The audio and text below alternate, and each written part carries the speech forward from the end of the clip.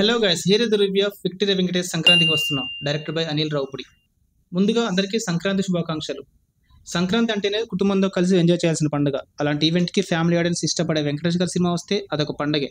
అనిల్ రావుపుడి గారి నుండి ప్రేక్షకులు ముందుగా ఎక్స్పెక్ట్ చేసేది కామెడీ. ఆయన పెన్ బలం కూడా కామెడీ అవ్వడం చేత ప్రతి సినిమాలో అది ఉండేలా చూసుకుంటారు.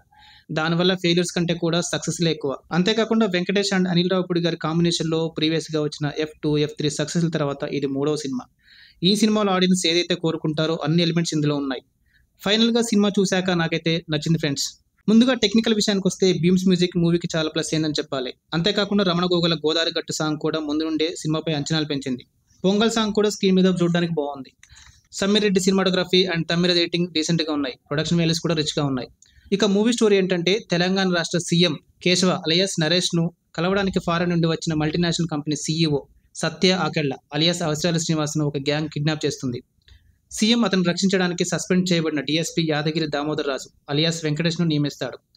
అప్పటికే పెళ్ళై 4 పిల్లలున్న దామోదర్ రాజు మిషన్కి బయలుదేరతాడా, సత్య ఆకెళ్లను కాపాడతాడా అనేది మిగతా స్టోరీ.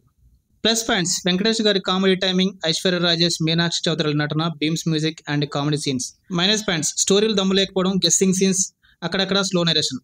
ఫైనల్గా మూవీకి నిచ్చే రేటింగ్ 3/5. ఫ్రెండ్స్, ఈ వీడియో నచ్చినట్లయితే ఛానల్ సబ్స్క్రైబ్ చేసుకోండి. మరొక రివ్యూతో కలుద్దాం. జై హింద్.